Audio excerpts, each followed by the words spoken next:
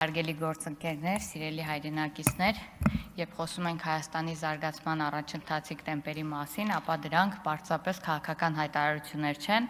այլ կոնկրետ փաստերի եւ վերլուծությունների վրա հիմնված թվեր, որոնք ձևակերպված են մեկ միասնական փաստաթղթում բյուջեում։ 2026 թվականին պետական բյուջեի նախագիծը թե եկամտային եւ թե ծախսային մասով ցույց է տալիս այն մասշտաբային փոփոխությունները, որոնք տեղի են ունեցել Հայաստանի տնտեսության կառուցվածքում, որն իր ազդեցությունն է ունենում պետության ու հասարակության կենսագործունեության բոլոր ոլորտներում։ 2026 թվականի պետական բյուջեն խաղաղության տրամաբանությամբ տնտեսական զարգացման բյուջե է, որը կազմված է 2025 թվականի օգոստոսի 8-ի շրջադարձային իրադարձությունների հիմքով։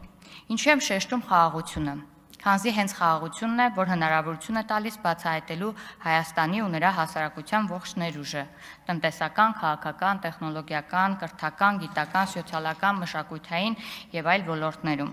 Խաղաղությունը ամենամեծ կապիտալն է ու հնարավորությունը, որը ճիշտ եւ արդյունավետ օգտագործումը կբազմապատկի մեր ներուժը վերը նշված բոլոր ոլորտներում, բարձրացնելով մեր դիմադրողականությունը հնարավոր մարտահրավերների նկատմամբ։ Խաղաղության այլընտրանքը արտացոլված է առնվազն 1998-ից 2018 թվականների բյուջեներում, որի ուղիղ հետևանքը համատարած չքավորությունն էր, իսկ հրեաօլիգարխիկ համակարգը, կոռուպցիան եւ ժողովրդի իշխանության ուզուրպացիան որպես պատերազմի կամ ոչ խաղաղության արդարացում։ Մեր քաղաքականության նպատակը խաղաղության միջոցով սոցիալ-տնտեսական զարգացման նոր մակարդակի հասնելն է, իսկ 2026 թվականի պետական բյուջեն խաղաղության հաստատումից հետո այդ քաղաքականության առաջին դրսևորումն է։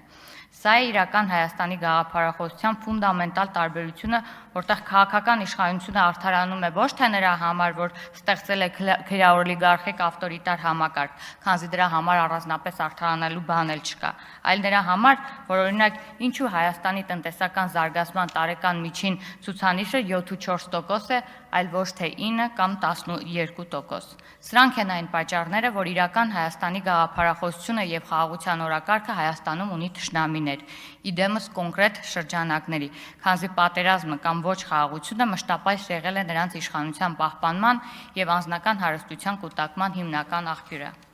Սիրելի հայրենակիցներ, այնուամենայնիվ, որքան էլ խաղաղությունը Հայաստանում հակառակորդներ ունենա, վստահ եղեք, դա այն ամենամեծ կապիտալն է, որ մենք կներդնենք մեր պետության սոցիալ-տնտեսական զարգացման եւ անվտանգության ապահովման գործում։ Իսկ 2026 թվականի